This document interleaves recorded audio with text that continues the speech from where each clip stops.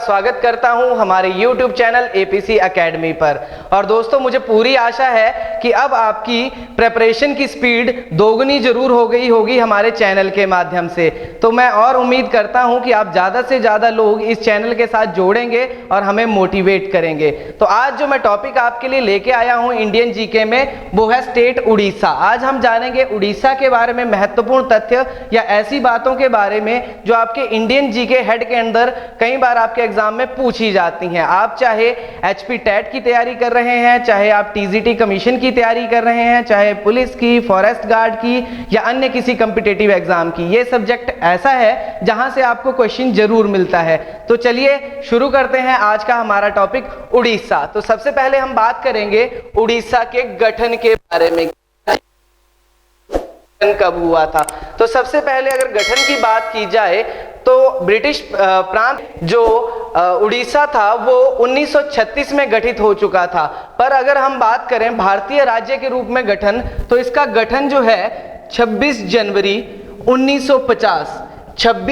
1950 को राज्य के रूप में किया गया था। यह तारीख हमारे लिए और भी इंपॉर्टेंट है। क्यों? क्योंकि इसी तारीख 26 जनवरी 1950 को भारतीय संविधान पूरी तरह लागू किया गया था। और इसे हम किस रूप में मनाते हैं? जो हमारी 26 जनवरी है, इसे गणतंत्र दिवस के रूप में मनाया जाता है। गणतंत्र दिवस की अगर बात करें तो कई बार करंट अफेयर्स में इस तरह का क्वेश्चन आपने जरूर देखा होगा। आपसे पूछ लिया जाता है कि 2020 में भारत ने अपना कितनवां गणतंत्र दिवस मनाया। तो ये मैं बता देता हूं कि 2020 की अगर बात की जाए तो भारत का 71वां गणतंत्र दिवस था। यहां से 26 जनवरी 1950 से लेके 2020 तक हमारे कितने गणतंत्र हो चुके हैं? 71 गणतंत्र हो चुके हैं। तो चलिए आगे बढ़ते हैं और बात करते हैं अदर एस्पेक्ट। सबसे पहले बात करते हैं इनकी राजधानी के बारे में। तो राजधानी है इनकी भुवनेश्वर, कैपिटल है भुवनेश्वर। और अगर हम बात करें इनके मुख्यमंत्री की, तो मुख्यमंत्री का नाम है नवीन पटनायक, नवीन पटनायक। और अगर राज्यपाल के बारे में मैं आपको बताऊं, जो यहाँ के गवर्नर हैं उनका नाम है प्रोफेसर गणेशी लाल, प्रोफेसर गणेशी लाल। यहाँ पे जो अन्य बातें आपकी इंपॉर्टेंट हैं वो हैं, अगर हम बात करें इनकी लैंग्वेज की, तो मोस्ट ऑफ स्टेट्स की अगर हम बात करते हैं तो इनकी जो पहली प्राथमिक भाषा होती है, राजकीय भाषा, वो हिंदी होती है। पर अगर हम उड़ीसा की बात करें तो इनकी भाषा है उड़िया। क्या भाषा है इनकी? उड़िया। और अगर हम बात करते हैं इनके उच्च न्यायालय के बारे में, हाई कोर्ट के बारे में, तो इनका उच्च न्यायालय है कटक में। कटक एक सिटी है जहां इनका उच्च न्यायालय है। तो मैं अपने प्रीवियस लेक्चर्स में बात कर चुका हूं कि हाई कोर्ट के बारे में आपको कौन सी 3 बहुत महत्वपूर्ण बातें ध्यान में रखनी हैं। वो क्या क्या हैं? आज क्वेश्चन रिपीट करूंगा, को आई होप याद हो गया होगा। नहीं याद हुआ है तो आप पिछली वीडियोस में चेक करिए और कमेंट सेक्शन में आपने जरूर बताना है इन 3 सवालों के जवाब। कि भारत में पहला उच्च न्यायालय कब खुला? उच्च न्यायालय कब खोला गया? वर्तमान में भारत में कुल कितने हाई कोर्ट हैं, उच्च न्यायालय हैं? और सबसे अंतिम उच्च न्यायालय भारत में कौन सा खोला गया? अंतिम उच्च न्यायालय कब खोला गया और किस राज्य के लिए खोला गया? स्पेशली इंपॉर्टेंट क्वेश्चन है। तो ये 3 क्वेश्चन आपने कमेंट सेक्शन में मुझे जरूर बताने हैं एज एन फीडबैक। तो चलिए आगे बढ़ते हैं और बात करते हैं हम कुछ ऐसे एस्पेक्ट्स के बारे में जिसके कारण जो आपका स्टेट है उड़ीसा बहुत इंपॉर्टेंट है और एग्जामिनर इस स्टेट को जरूर टच करता है आपकी नॉलेज को चेक करने के लिए। चलिए बढ़ते हैं आगे और बात करते हैं उन विशेषताओं के ऊपर। तो सबसे पहली जो विशेषता है वो है आपकी हीराकुंड।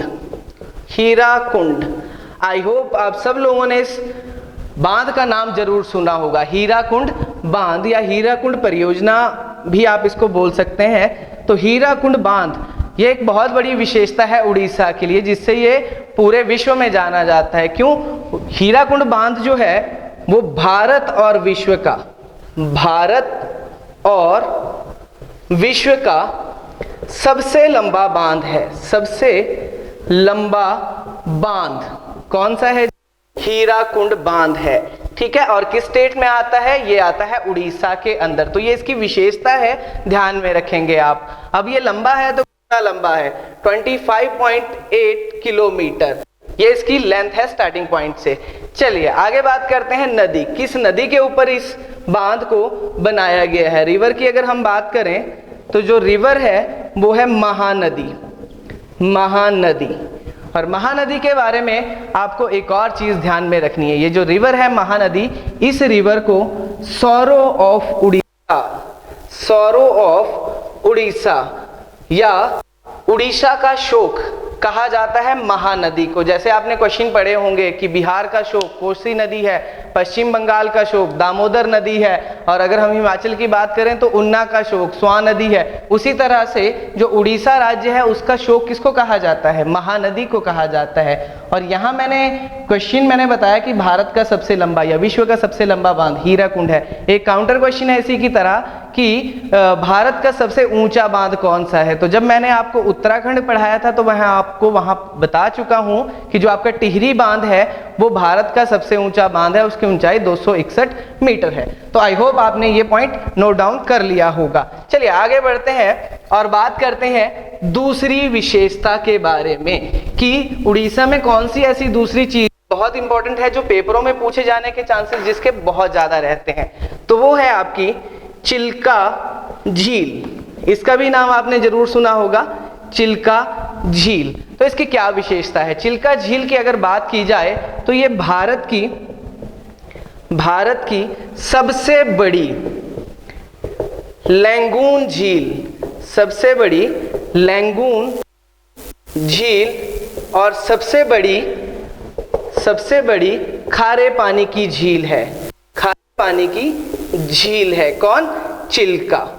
तो ये चीजें आपको इसके बारे में ध्यान रखनी है। अब यहाँ क्वेश्चन अराइज होता है कि लैंगून क्या होता है। तो ऐसी झीलें जो समुद्र की तरफ को लगती हैं, समुद्र सी साइड को होती हैं, उनको लैंगून झीलें बोला जाता है। तो भारत में ऐसी सबसे बड़ी झील जो सी साइड में लगती है वो है चिल्का।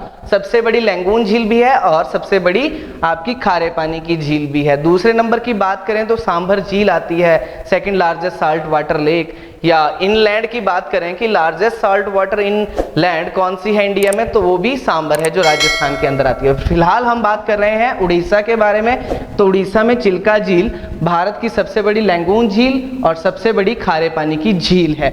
ये जो है वो गंजम डिस्ट्रिक्ट में आती है। वैसे तो ये 2-3 जिलों में फैली हुई है, पर जो आपने इंपॉर्टेंट ध्यान में रखना है वो क्या है, गंजम जिला उड़ीसा का, जहां ये झील स्थित है। चलिए, तो ये दूसरी विशेषता थी बड़ी, जहां से पेपर में पूछे जाने के चांसेस बहुत रहते हैं। तीसरी विशेषता की अगर हम बात करें तो वो भी आपकी वर्ल्ड फेमस है, उसका नाम है कोणार्क, कोणार्क सन टेम्पल, कोणार्क सूर्य मंदिर। तो ये भी बहुत विशेष जगह है उड़ीसा के बारे में, जहां से एग्जाम में काफी बार पूछा जाता है। इसके बारे में अगर मैं आपको थोड़ा सा ब्रीफ करूं तो कोणार्क सूर्य मंदिर भारत का सबसे बड़ा सूर्य मंदिर है। और ये कहाँ आता है, ये आता है, जिले का नाम है नाम। और अगर हम बात करें इस मंदिर की निर्माण किसने करवाया था, स्थापना किसने करवाई थी, तो ये थे नरसिंह देव प्रथम, नरसिंह देव प्रथम।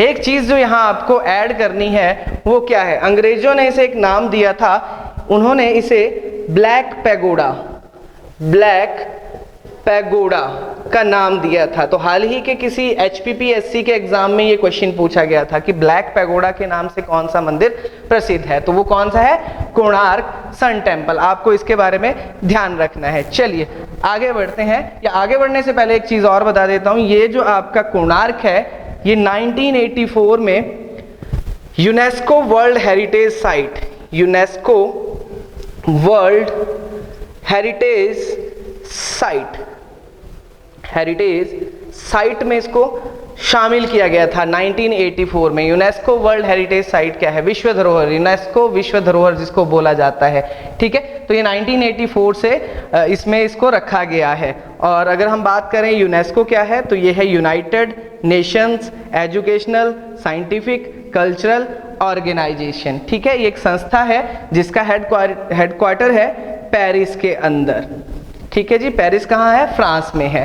तो उसने इसको विश्व धरोहर के रूप में संरक्षित किया है 1984 से। और एक और विशेषता इसी की, कोणार्क सूर्य मंदिर की, कि जो अभी हाल ही में भारत की नई करेंसी नोट्स आए हैं, जो हमारे नए नोट आए हैं, उनमें अगर हम बात करें तो रुपए 10 रुपए के नोट पर कोणार्क का चित्र अंकित है। कोणार्क का चित्र अंकित है। ये क्वेश्चन भी इंपॉर्टेंट है। ठीक है जी, चलिए आगे बढ़ते हैं और बात करते हैं चौथी विशेषता के बारे में। चलिए शुरू करते हैं अगली बात। चौथी विशेषता की अगर हम बात करें तो एक रिसर्च सेंटर यहाँ के बारे में आपको ध्यान में रखना है। तो वो रिसर्च सेंटर कौन सा है? उसका नाम है सेंट्रल राइस रिसर्च सेंटर।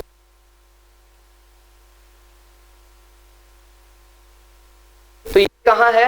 ये है कटक जिले में। केंद्रीय चावल अनुसंधान केंद्र कहाँ है? उड़ीसा के कटक जिले में है। ध्यान में रखेंगे आप। चावलों की अगर बात की जाए प्रोडक्शन की, तो भारत में सबसे ज्यादा चावलों की प्रोडक्शन कहाँ होती है? राइस के प्रोडक्शन की अगर हम बात करते हैं तो नंबर 1 फर्स्ट नंबर पे जो स्टेट रहता है वो है वेस्ट बंगाल, पश्चिम बंगाल। सबसे ज्यादा चावल का उत्पादन करता है भारत में ये। और अगर बात की जाए चावलों के अनुसंधान केंद्र की, तो वो कहाँ है? उड़ीसा जिले के कटक में। ओके, नेक्स्ट बात करते हैं हम अगली विशेषता के बारे में बात करें तो ये भी आपने जरूर सुना होगा, भीलर द्वीप। भीलर द्वीप या भीलर द्वीप जिसको बोला जाता है। तो ये इंपॉर्टेंट क्यों है? सबसे पहले तो मैं इसके बारे में बताता हूं कि ये जो है हमारा प्रक्षेपात्र केंद्र है। प्रक्षेपात्र केंद्र। ठीक है जी, यहाँ से जितने भी आपके डिफेंस के इक्विपमेंट होते हैं, स्पेशली मिसाइल्स की अगर हम बात करें तो कहाँ से उनकी टेस्टिंग होती है? भीलर द्वीप से। और हाल ही में इस द्वीप का नाम बदलकर APJ अब्दुल कलाम द्वीप रखा गया। APJ अब्दुल कलाम द्वीप रखा गया। किसका नया नाम है? ये भीलर द्वीप का है। तो ये भी आपको ध्यान में रखना है। ओके, नेक्स्ट बात करते हैं हम अगली विशेषता के बारे में। तो जो अगली विशेषता है वो थोड़ी सी धार्मिक पॉइंट ऑफ व्यू से है। भारत के 4 धामों की 4 धाम। तो आपको पता होगा कि जो हमारा सनातन धर्म है उसमें बताया जाता है कि एक मनुष्य को अपने जीवन काल में 4 धामों की यात्रा जरूर करनी चाहिए। तो 4 धामों में से एक धाम कहाँ आता है? उड़ीसा के अंदर आता है। फिलहाल मैं चारों के बारे में बता रहा हूं, पर सबसे पहले हम बात करेंगे उड़ीसा के बारे में।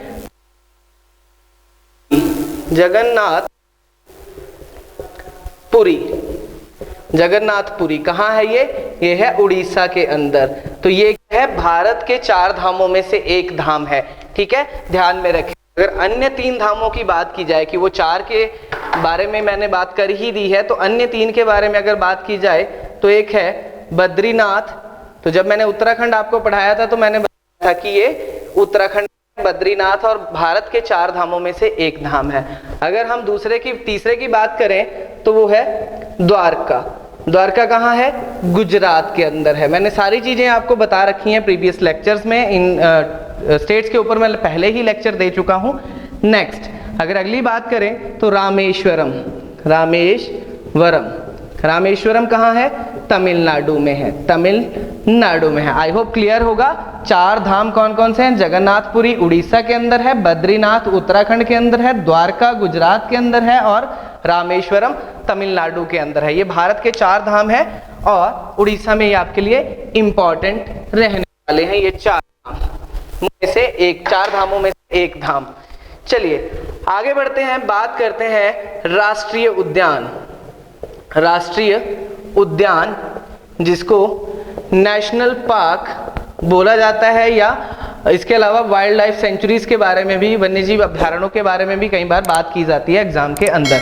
तो यहाँ पे जो आपको राष्ट्रीय उद्यान ध्यान में रखना है वो है सिमलीपाल राष्ट्रीय उद्यान। सिमलीपाल राष्ट्रीय उद्यान, ये पहला जो इंपॉर्टेंट रहेगा। उसके अलावा दूसरा इंपॉर्टेंट है भीतरकनिका भीतरकनिका राष्ट्रीय उद्यान, ये हाथियों के लिए प्रसिद्ध है भीतरकनिका, काफी इंपॉर्टेंट है ये। तीसरी अगर हम बात करते हैं तो टर्टल सेंचुरी, कछुओं के लिए अभ्यारण्य है टर्टल सेंचुरी, ये भी कहाँ है, उड़ीसा के अंदर है। और चौथे अगर हम बात करते हैं तो वो है नंदन कानन जूलॉजिकल पार्क, ठीक है, चिड़ियाघर जिसको बोल सकते हैं, नंदन कानन चिड़ियाघर कहाँ है, ये भी आपका उड़ीसा के अंदर है। तो ये 4 आपके राष्ट्रीय उद्यान हैं जो एग्जाम पॉइंट ऑफ व्यू से बहुत इंपॉर्टेंट है उड़ीसा के अंदर। चलिए आगे बढ़ते हैं, राष्ट्रीय उद्यान हमारे कवर हो गए। अगर हम बात करें यहाँ फेयर्स एंड फेस्टिवल्स की, मेले और उत्सवों की, ठीक है जी, फेयर्स एंड फेस्टिवल्स, तो फेयर्स एंड फेस्टिवल में आपके लिए सबसे इंपॉर्टेंट है जगन्नाथ रथ यात्रा, जगन्नाथ रथ यात्रा जिसको चंदन यात्रा भी कहा जाता है, ठीक है जी। ये इनका इंपॉर्टेंट फेस्टिवल है और प्रत्येक वर्ष यहाँ यात्रा निकाली जाती है, शोभा यात्रा निकाली जाती है और शोभा यात्रा में जगन्नाथ बालभद्र और सुभद्रा के रथ निकाले जाते हैं, उनके रथों को घुमाया जाता है राज्य के अंदर। तो ये इंपॉर्टेंट इनका फेस्टिवल है जगन्नाथपुरी रथ यात्रा। बस यहाँ से फेस्टिवल्स में आपको एक ही चीज जो है वो ध्यान में रखनी है। चलिए आगे बढ़ते हैं, बात करते हैं इनके नृत्यों के बारे में। कौन वो इंपॉर्टेंट रहते हैं उड़ीसा के स्टेट उड़ीसा से। तो सबसे पहले डांसेस के बारे में मैंने बताया है पहले भी बहुत बार, डांसेस 2 तरह के होते हैं, एक आपके क्लासिकल डांस और एक आपके folk dance. Classical dance means शास्त्रीय नृत्य और फोक डांस मीन्स लोक नृत्य। तो अगर हम बात करें शास्त्रीय नृत्यों की, तो ये मैंने पहले किसी एक लेक्चर में डिस्क्राइब किया है कि भारत में कुल 8 शास्त्रीय नृत्य हैं और इनके बारे में जो क्वेश्चन आता है वो इनके ओरिजिनेट होने के प्लेस के बारे में आता है कि कहाँ से इनका उद्गम हुआ था। तो अगर हम उड़ीसा की बात करें तो उड़ीसा से जो क्लासिकल डांस है वो है ओडिसी। क्या नाम है जी? ओडिसी है। इसके अलावा 7 और हैं जिनको मैं अभी किसी फर्दर लेक्चर में आपके लिए लेके आऊँगा। और अगर बात करें हम लोक नृत्यों की, तो लोक नृत्य यहाँ सबसे महत्वपूर्ण है छाऊ है, उसके अलावा दाल खाई और डांडा नृत्य, ये इनके अन्य लोक नृत्य हैं जो इंपॉर्टेंट रहते हैं। सबसे इंपॉर्टेंट है छाऊ के बारे में एक और विशेषता है कि छाऊ जो है वो 3 राज्यों में परफॉर्म होता है। आपका एक बिहार आ गया, उड़ीसा हो गया दूसरा राज्य, और तीसरा आपका पश्चिम बंगाल, जहां छाऊ नृत्य जो है वो परफॉर्म होता है। चलिए आगे बढ़ते हैं, बात करते हैं उड़ीसा की महत्वपूर्ण परियोजनाओं के बारे में। तो परियोजनाओं के बारे में अगर बात होती है तो सबसे पहले तो जो बांध का जिक्र मैंने किया है, हीराकुंड भी क्या है? एक परियोजना है। हीराकुंड के बारे में मैं बता चुका हूँ, महानदी के ऊपर ये बांध है और इसकी विशेषता क्या है? विश्व का और भारत का सबसे लंबा ये बांध है, 25.8 किलोमीटर इसकी लेंथ है। चलिए, तो दूसरी परियोजना की अगर हम बात करें तो दूसरी परियोजना है तालचर परियोजना। ये काफी इंपॉर्टेंट है। अगर हीराकुंड के बारे में नहीं पूछा जाता परियोजनाओं में तो उड़ीसा से तालचर परियोजना के बारे में पूछा जाता है। और ये जो कोयला बेस्ड आपका प्रोजेक्ट है, थर्मल पावर प्रोजेक्ट है। और अगर बात करें कि इसमें कौन सी नदी का पानी यूज किया जाता है तो वो ब्राह्मणी नदी है। क्लियर है? चलिए आगे बढ़ते हैं। परियोजनाएं आपकी कवर हो गई, डांसेस आपके कवर हो गए, फेस्टिवल्स आपके कवर हो गए, नेशनल पार्क आपके कवर हो गए। तो अब जो आगे बचता है वो है आपके प्रसिद्ध शहर, इंपॉर्टेंट सिटीज या निक नेम्स ऑफ सिटीज की बात करते हैं। तो फेमस सिटीज में अगर हम बात करें तो सबसे पहले तो भुवनेश्वर क्या है? जो कैपिटल है उड़ीसा की। भुवनेश्वर की अगर बात की जाती है तो इसको सिटी ऑफ टेम्पल्स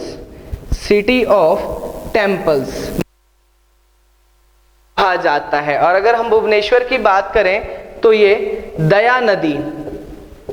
दया नदी के किनारे बसा हुआ है शहर आपका भुवनेश्वर।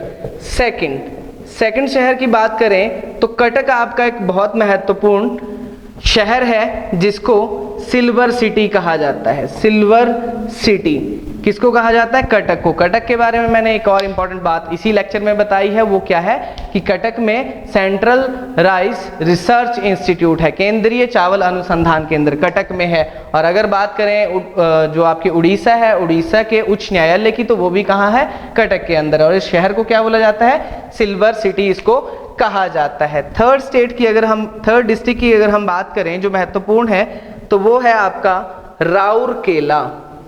राउरकेला के बारे में आपने जरूर सुना होगा। राउरकेला जो है वो आपका स्टील के उत्पादन के लिए प्रसिद्ध है, स्टील के उत्पादन के लिए प्रसिद्ध है। इस वजह से इसको स्टील सिटी का नाम दिया गया है। स्टील सिटी कहा जाता है किसको? राउरकेला को। और अगर हम बात करें राउरकेला में स्टील के उत्पादन के लिए कौन सा प्लांट है, तो यहाँ पे सेल अथॉरिटी इंडिया लिमिटेड का प्लांट है राउरकेला के अंदर, और इसी वजह से ये सिटी मशहूर है। अगर हम बात करें रिवर बैंक की, किस नदी के किनारे ये बसा हुआ है, तो वो है ब्राह्मणी नदी है ब्राह्मणी। ओके जी, गॉट इट। और अगर हम करते हैं बात कटक की, तो कटक जो है वो महानदी के तट पर बसा है, महानदी के तट पे बसा है कटक। तो ये 3 इंपॉर्टेंट शहर होते हैं आपके उड़ीसा के अंदर जिनके प्रसिद्ध नाम है या जो फेमस हैं पूरे इंडिया में और पेपर पॉइंट ऑफ व्यू से भी इंपॉर्टेंट रहते हैं। चलिए जी आगे बढ़ते हैं। सिटीज हमारी कवर हो गई। अब बात करते हैं हम यहाँ इंपॉर्टेंट स्टेडियम्स की। कौन से जो खास मैदान हैं या अरेनाज हैं स्टेडियम्स की अगर हम बात करें उड़ीसा के अंदर, तो एक स्टेडियम बहुत इंपॉर्टेंट है, उसका नाम है कलिंगा स्टेडियम। और अगर हम थोड़ा सा इतिहास की तरफ रुख करें तो कलिंग जो जगह थी, जो कलिंग राज्य था, वो बहुत महत्वपूर्ण होता है। क्यों? क्योंकि वहाँ से अशोक का इतिहास जुड़ा है। अशोक की अगर हम बात करें धर्म परिवर्तन की या हृदय परिवर्तन की अगर बात की जाती है तो किसके बाद हुई थी? कलिंग के युद्ध की। ठीक है, तो आपको ये चीज़ ध्यान में रखनी है कि कलिंग कहाँ स्थापित था? पहले उड़ीसा के अंदर ही वो जगह है और यहीं आपका कलिंगा स्टेडियम भी है। थोड़ा सा मैं ब्रीफ कर देता हूँ, अशोक की मैंने बात कर दी है, तो कलिंग के युद्ध के बारे में मैं आपको बता देता हूँ। कलिंग का युद्ध, ठीक है जी, कलिंग के युद्ध के बारे में बात की जाए तो ये युद्ध जो है 261 ईसा पूर्व लड़ा गया था। ठीक है जी, अशोक ने आक्रमण किया था किसके ऊपर? कलिंग के ऊपर। और जो कलिंग की कैपिटल थी वो थी तोसली। और इसी युद्ध के बाद क्या हुआ था? अशोक का हृदय परिवर्तन हुआ था। तो ये 3 पॉइंट और भी इंपॉर्टेंट है क्योंकि कलिंगा की बात यहाँ हो रही है। तो जो कलिंगा स्टेडियम है वो फुटबॉल से संबंधित है। कलिंगा स्टेडियम फुटबॉल से संबंधित है और कहाँ है ये? भुवनेश्वर में है। और अगर हम दूसरे स्टेडियम की बात करें तो दूसरा इंपॉर्टेंट स्टेडियम है बाराबती स्टेडियम। ये स्टेडियम जो है वो क्रिकेट का है, अंतर्राष्ट्रीय क्रिकेट से संबंधित है, इंटरनेशनल क्रिकेट से संबंधित है। और कहाँ है? ये भी आपका कटक के अंदर है। क्लियर है जी? चलिए आगे बढ़ते हैं और बात करते हैं प्रसिद्ध मंदिरों के बारे में। कौन से मंदिर जो हैं मशहूर हैं उड़ीसा के अंदर? तो सबसे पहले तो एक मंदिर के बारे में मैं शुरू में ही आपको बता चुका हूँ। वो कौन सा है? वो सबसे इंपॉर्टेंट मंदिर है कोणार्क सन टेम्पल, जो भारत का सबसे बड़ा सूर्य मंदिर है। ठीक है, तो अगर मंदिरों की बात की जाए, इंपॉर्टेंट टेम्पल्स की बात की जाए उड़ीसा के अंदर, तो सबसे पहले तो आपका आता है जी कोणार्क सन टेम्पल जो पुरी डिस्ट्रिक्ट में है। उसके बाद जगन्नाथ टेम्पल, तो ये भी कहाँ है? पुरी के अंदर है। और जो यात्राओं की मैंने बात की थी, बालभद्र और सुभद्रा, तो ये टेम्पल्स भी कहाँ हैं? आपके पुरी में ही स्थित हैं। इसके अलावा अगर हम बात करें तो लिंगाराजा टेम्पल भी यहाँ एक मशहूर है। और इसके साथ ही आपके मुकुटेश्वर और ब्रह्मेश्वर टेम्पल्स भी है यहाँ जो प्रसिद्ध हैं। यहाँ से एक चीज मैं और जोड़ना चाहूंगा, एक आपका रेपिटेशन में आ रहा है। कोणार्क को मैंने क्या बताया था, अंग्रेजों ने क्या बोला था इसको, इसे ब्लैक पैगोडा का नाम दिया था, ब्लैक पैगोडा का नाम दिया था। और अगर जगन्नाथपुरी की बात की जाए तो इसे अंग्रेजों ने व्हाइट पैगोडा कहा था। ठीक है जी। तो ये थे कुछ इंटरेस्टिंग फैक्ट आपके उड़ीसा के बारे में, जिनमें से एग्जाम में पूछे जाने के चांसेस काफ़ी ज़्यादा हैं। तो आई होप आप इस वीडियो को आपने ज़रूर पसंद किया होगा और आप कोशिश करिए कि हमारा चैनल ज़्यादा से ज़्यादा लोगों तक पहुँचे, ज़्यादा से ज़्यादा लोगों की हम हेल्प कर पाएँ उनके एग्ज़ाम में। अगर ये वीडियो आपको पसंद आया हो तो हमारे वीडियो को लाइक करें, शेयर करें और हमारे चैनल को सब्सक्राइब करना ना भूलें। धन्यवाद।